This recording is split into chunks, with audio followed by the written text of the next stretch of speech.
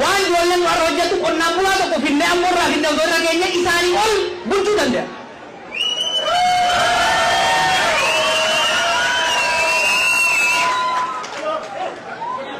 Kufaatiin isaanii, salphinni isaanii, darrinni isaanii, lattinni isaanii ummata keenya maqaa nyaatee hamilee nu buusaa jira jechuudha.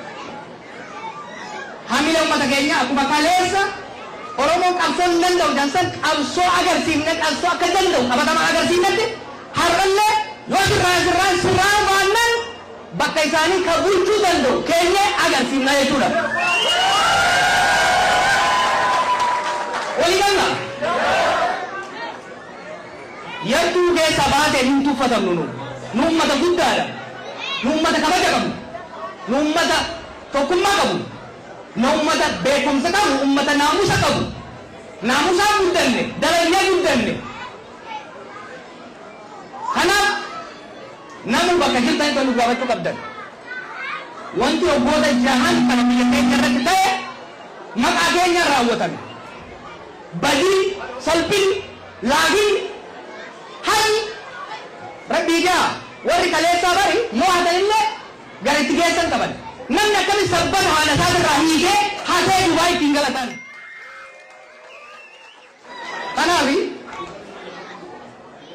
dubbii bubburiisinee mari'achuu deemna jechuudha. Ji'oota lamaan sadeen afaan kana keessatti bubburiisinee waliin mari'anna. Lakkii wanni isin jettan kun sirrii miti. Biyya akka gaarii bulchuu jirra. Yoo jedhan gadi haa bayanii isin duratti waliin haasa'uudhaaf ragaadhaaf qophii.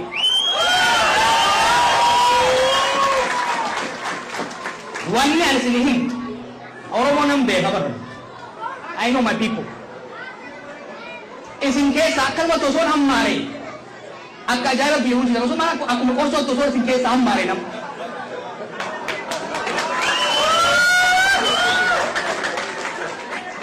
Kanaaf qophaa'aa ammaaf dhimma lallabne. Hubaddaa waa malee kaaneen dubbannu. Qorannet, qo'annet, bilcheessinet, tarsiima baafnet, ummata keenya tokkoomsinet jijjiirama barbaachisaa ni kenna jechuudha. Kanaaf ummata Jarman hedduu galatoomaa hedduu dhagoostanii warri alatti seenuu dadhabdanii alatti hattan hedduu dhiifama isin gaafannaa yoo carraan argame meebii gara boodallee isin dubbisuu dandeenya. Galmi kun irra laalina gareen asii kun beekta garee ajaa'ibaati gareen Jarmanii kun. Abdoon sun yoo deemu suutaa yoo hojjetu garuu saffisaadha.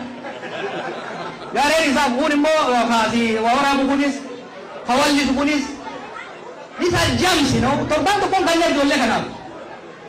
Torban tokkotti yeroo ayyaana kana keessatti galma kana fuudhanii akka waan sargii anaaf hin illee ta'etti galma sargii akka waan sargii ilaala. But I'm proud of the team. We have a team. Team akkana magaalota 63 keessaa qabna. Dalagatti gad deebine malee addan facaane. Waa'ee tokkummaa Oromoo kan yaaddabtaniif. Tokkummaan Oromoo barra. Oromoon barchirichaaroon hin gurguratu. Oromoon uummata jumlaati. Warri gandaaf gandarree deddeemtu dura jirma jirti.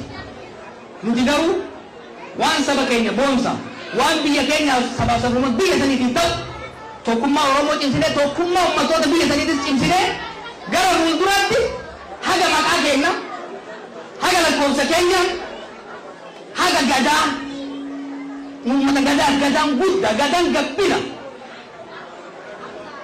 Ummata Oromootirraa waan Oromoorraa eegamu, waan sabaaf sablammii biyya keenyaatti uummanni addunyaa Oromoorraa eegatu qabatamaan agarsiisuudhaaf deenya deeggarsa nu gootaniif waamina nu isin goonee dhuftaniif hedduu galatoomaa mee yeroo tokko tiim Jarmanii farqanaadaa fi baay'een isin jaaladhaa gara fuulduraatti jabaannaa walitti deebinee galma kanarra wayyaa irratti bal'inaan mari'annaa nagaan naa bulaa.